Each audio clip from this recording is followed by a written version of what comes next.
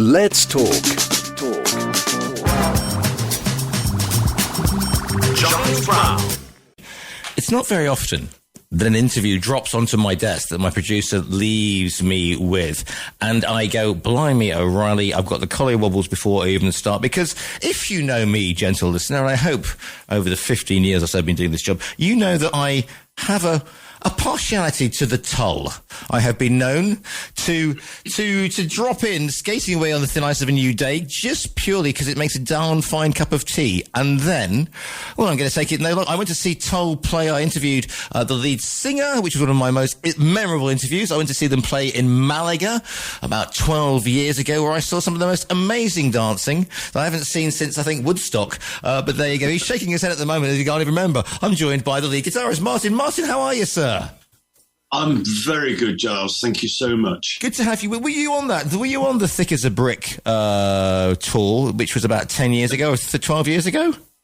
No, Jethro Tull had stopped in its pure form and had become a two-headed monster in that year.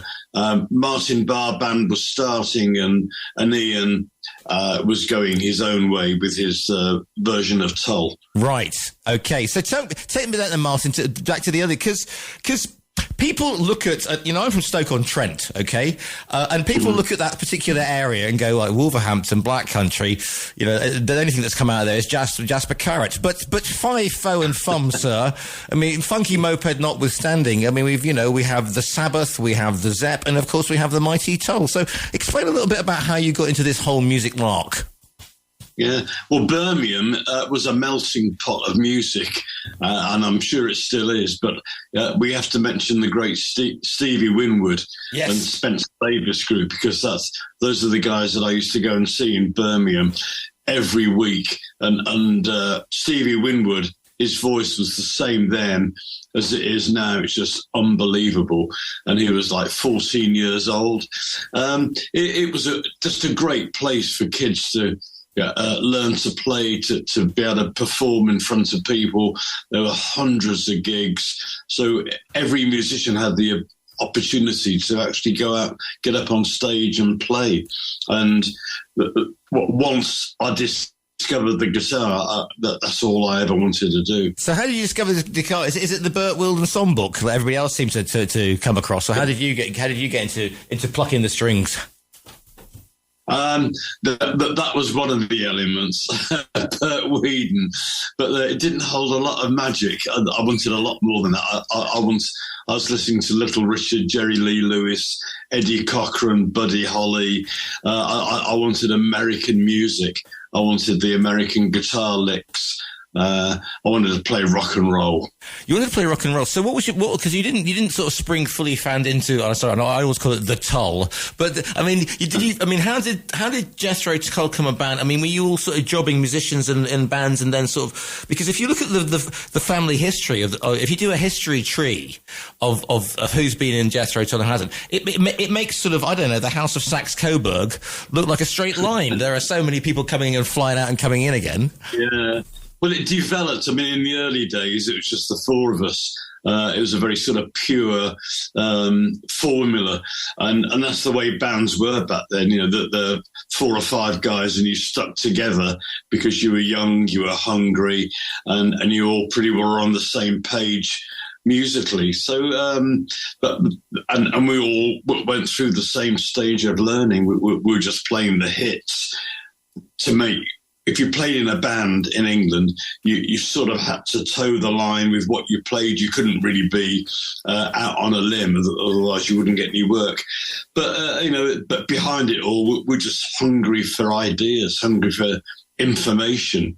And then finally, when the blues came to England from America, it was always there. But when it became a big element in people's listening lives, the whole music scene came alive, and that sort of bred all the blues guitar players, Jeff Beck, Eric Clapton, Hendrix, there's so many of them. But also in parallel, me and Ian had discovered Roland Kirk, the blues flute. So we were the only two guys I believe, in the UK who were playing blues flute. And we knew of each other and heard of each other doing the same thing. And eventually we met. And of course, we got on like a house on fire. And that was 6 months before I joined Tull. And the thing is, I mean, blues flute in the same way perhaps that blues triangle never took off. But the thing is, it's really interesting because you got, John Mayall's, you got Alexis Corner and you got John Mayall's Blues Breakers and all that sort of heavy blues scene happening in the South. But the thing with the Tull, it not only are you stonking good musicians with a great blues background and you're following the same, at the same time we've got Peter Green's Sleep with Mac happening, but also you got sort of Fairport, they're happening as well. And it's a very English imagining of so you're not trying to be, an American style sort of blues act, and then it dips into something which is almost the folk legends of England, which sort of came out of left. I mean, now we say, yeah, of course, and people are wandering around with tambourines and the whole thing. But at the time, that Family Traffic and the whole thing, it was a really new and it certainly wasn't what the Americans were doing, was it? No, but it was still compartmentalized in as much that Tull and Spooky Tooth and John Mayall, we were the blues rock bands, and we had a circuit we played and we listened to each other. Fairport Convention was folk music, and in the early 70s, the late 60s, that they didn't mix and match. I don't know, we're just narrow-minded. But much later on, of course, our musical appetite broadened and brought into those elements all into what we did. And Spooky Tooth, was that Bernie Marsden's? Was that his lot? Spooky Tooth, you've pinned me. It was... I think it was. I know who was in it: Luther Grosvenor, Mike Kelly. I don't think so, but they were a great English band, but that they had a shelf life. It was a shame, but they never really expanded into Europe and America the way that other English bands did. But they were one of the great bands. The Marquee was where everybody went to see and hear bands play, and they were always on there. So when did you migrate down to that there London then? The Marquee is obviously legendary 100 Club, all that sort of stuff, and UFO. Yeah. I mean, Well, very early, because Birmingham wasn't going to give you a career in music.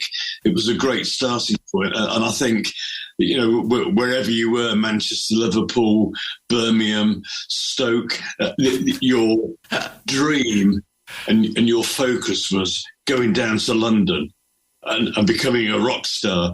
That's where London was that magnet for music and for new acts, new bands.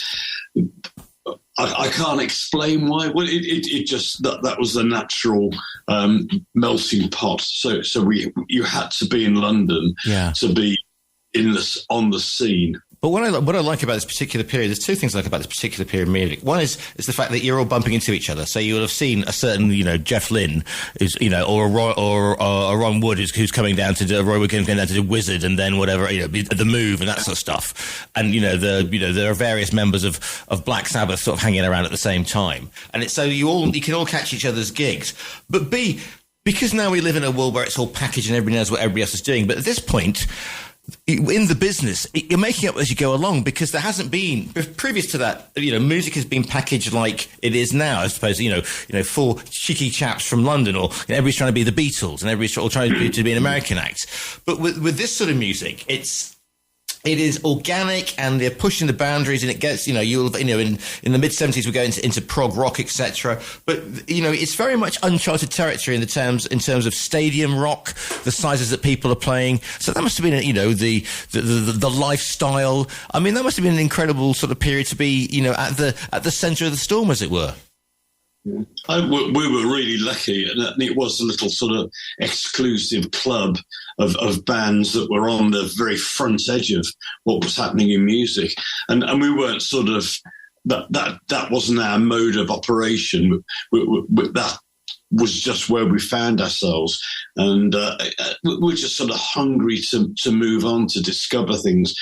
We didn't want to be part of the pack, like you say, the sort of manufactured music that was alien to all of these bands, and we just wanted to move forward, and we were so. Jethro Tull was such a insular band. We listened to other people and we mixed, and we had friends in other bands, but we weren't influenced by them, because we just sort of knew that we didn't want to be part of that. We had our own agenda. What's the creative process like? Was it a benign dictatorship? Was it a socialist workers' republic of songwriting? I mean, how did it work out, Martin? No, it was very much a 4-piece band, and then 5-piece when John Evans joined, and Ian's a great songwriter. I'm playing his music now, and we're on tour, and I play a song, One White Duck, and I'm like still in awe of what a great song it is, or Life is a Long Song. We're doing an acoustic tour. Yeah. And they're fantastic songs. And he was coming up with them. I wasn't writing songs. Clive Bunker wasn't writing songs either. But it was an environment where if somebody had an idea or some inspiration, it could go into the pot and be used. So there was no pecking order.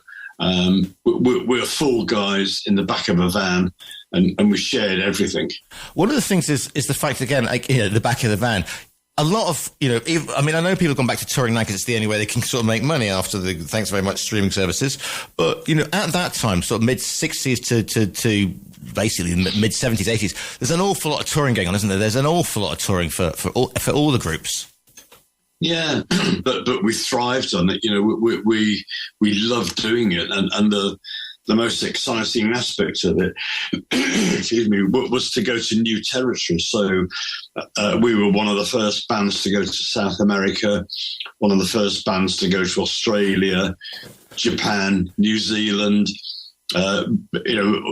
into Eastern Europe.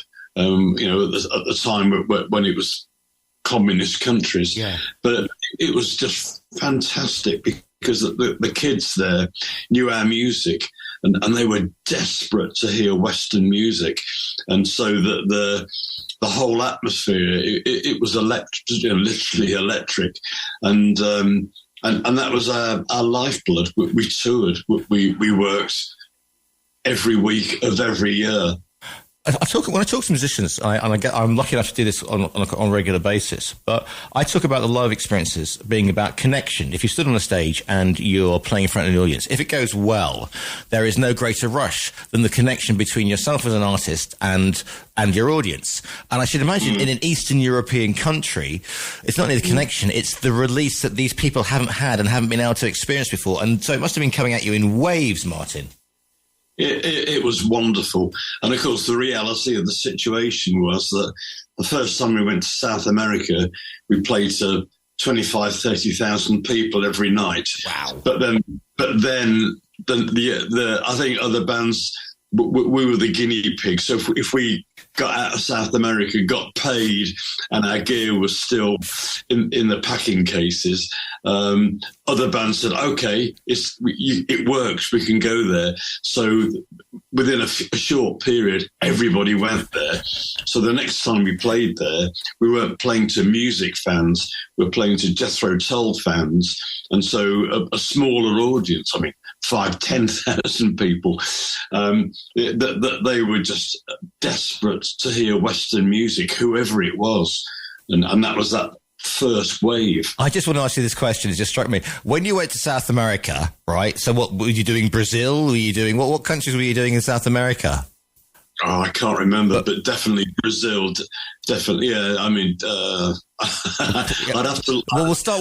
The question is: did you leave South America with the same amount of roadies that you entered South America with, or did a couple of them sort of fall by the wayside?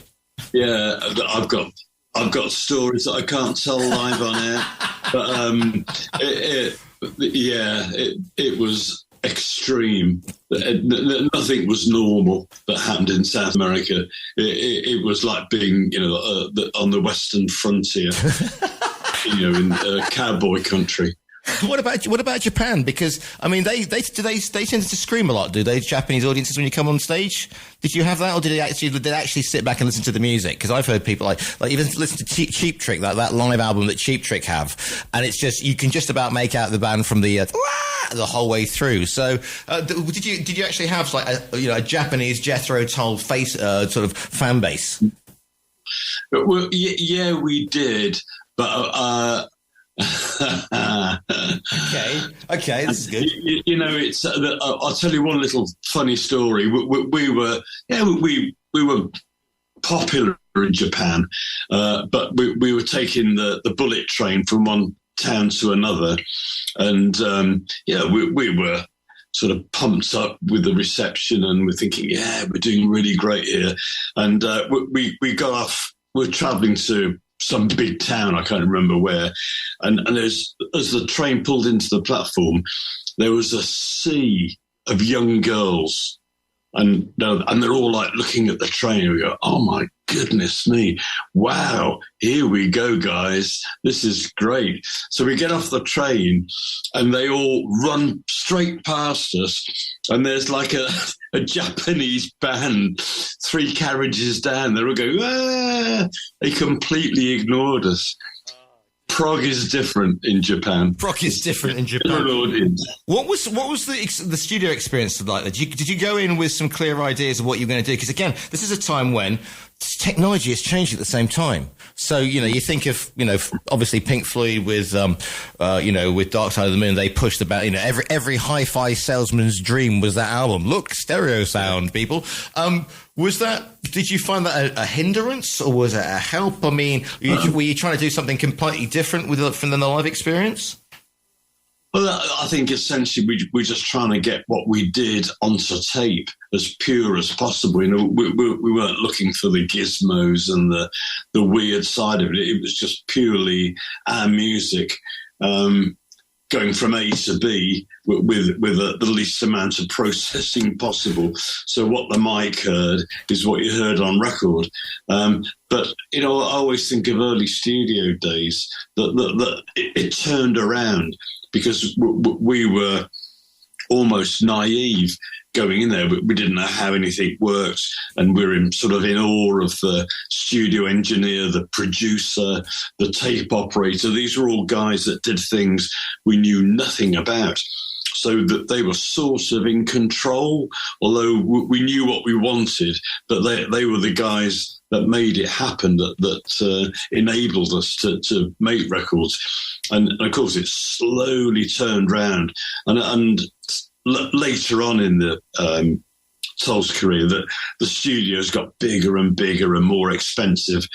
And that glass window between the control room and the studio got thicker and thicker. And then I built my own studio, and I thought, you know what, it's really easy. That whole magic and order of not understanding and not communicating about the process is rubbish. It's really easy to do, and it's great fun as well. So recording, as it has done, has turned completely round, where if you've got a computer and a room, you can make a record, and good. I think it's a healthy way to be. What Aqualung? I mean, what was that? I mean, I've been hanging out in Spain. I've been living in Spain since the mid-'80s, and that was the album. You need to just play the first couple of bars on that, and people know, it doesn't matter what country, they know exactly what we're talking about here. What's that like to if you listen to people's reaction to that, even now, some years later? I mean, it must be an incredibly satisfying feeling to think, that's me on the, that's me on the jukebox. Yeah, it's a double-edged sword, because you want to play it, yet you don't want to play it. Yeah. So it's your best friend and your worst enemy. And, you know, I still enjoy playing it. Otherwise, I wouldn't do it. I mean, I'm in the luxurious position of being the band leader, and I do the set lists. So it has a power of communication, and that is a wonderful thing. But, you know, musically, I wouldn't say it's the most important piece of music I play on any particular night. So I respect it. Yeah. And I respect people want to hear it and hold it in high esteem. But I put it into perspective. It's interesting because I went to see a guy called Mark Ward, who was one of the guitarists of from the Black Crowes, and he left the Black Crowes for various reasons in the 90s, and he did a concert down here. And chatting to some Spanish guys afterwards, and they said, "Oh, but they didn't play any Black Crowes," and it was like, no, because he's not the Black Crowes anymore. He's moved on. So when people come to see, you know, Martin Barre's show now, I mean, it's not a question of pumping out the, you know, you're not a Jethro Tull tribute band, are you? In the nicest possible way. Well, I am really, right, and so is Ian. You know, because you're only, you know, 1 centimetre away from being a tribute band, to be honest about it. But then, you know, I sort of own that music in a not literally, but I played Jethro Tull's music for 55 years, 50 years. I can't work it out, but me and Ian played together for 43 years, and that's a heritage, you know, that is in my blood. And so I feel that I have the right to promote that music, that brand. Every guitar riff, every guitar chord is me, and that's indelible. So, yeah, I could go and play Jethro Tull all night, and I'm completely qualified, and I have the right to do it. It's my music, but they're my guitar parts, and they always will be. And I'm proud of it. And as I said a minute ago, I only play the music I want to play. So I mix it in. And we've always done that. And then some Tull music, you know, I embrace it and change it. And sort of add my own modern ingredients to it. So it's always great. So that's the qualification. When it comes to writing the autobiography, did you think, okay, the time has come now, you know, to put this down to paper, or to put keyboard to laptop, as it were? Yeah, well, there's the elements about Jethro Tull that I was aware of. There's so much information available that there's so much being written about Tull. And I sort of avoided the area where you're just talking about gigs, tours, albums, the sort of the bones of what Jethro Tull is, because everybody knows about it and it's readily available. But the thing I wanted to talk about was how I started, how I was a gangly, spotty, naive 14-year-old in Birmingham, but with no personality and no motivation. How I figured out my life, what I wanted to do, and how I did it, because that is unique. Because nowadays people don't go through the same process anymore. When you talk to Tull fans, I mean, they are a bunch of people like no other, aren't they? I mean, you can, like I said, I saw this thing a couple of years ago, and the number of bangles and little bells and beads and strange bandana wearing folk. I mean, it is sort of, sometimes it can be a bit like, you know, crashing backwards into a medieval fair. Well, they're very different, and when you asked me about where I played in South America, I guarantee any gig I play or Ian plays, if you ask the audience that question, half of them would know the answer. It's this huge library of information, but it's sort of, I take that for granted in a way that the actual details aren't vital to what I do. To quote a horrible pun, I don't live in the past. Oh, indeed, yes, that's very good. Yes. Not horrible. Yes, Sorry about that. But I'm more interested in what I'm doing today. I'm talking to you. I'm talking about things that are important to me.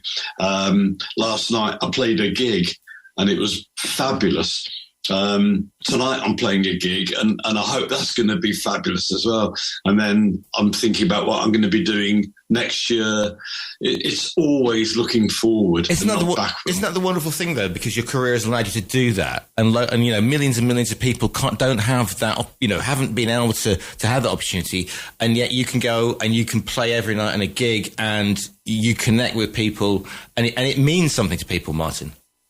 Yeah, well, at the moment I can, and then the day that I can't, I will stop because I have to play live music. I like to entertain people.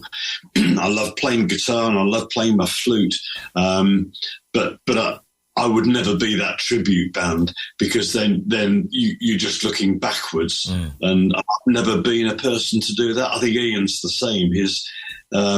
He respects the history and uses it as a tool to go forward. And that's certainly the way I am. The book is called A Trick of Memory. It's by Martin Barre. We're speaking today. Listeners, you can go onto our own virtual bookstore, click on the photograph, and you'll see the man himself in full flow and some rather splendid trousers as well, striped trousers. Martin, do you do the social media thing? Have you got a website? I have a website, but my Facebook got hacked. Oh no! Oh no! it was vicious.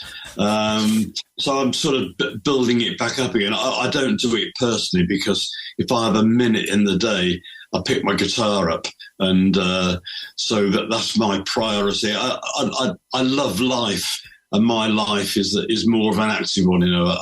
I go running, I play tennis. I like to do a lot of things that make life vibrant, but music is my go-to occupation, and I want every minute available to play music. The book is called A Trick of Memory. It's by Martin Barre, speaking to today. Martin, thank you so much for your time today. You're very, very welcome. Thank you.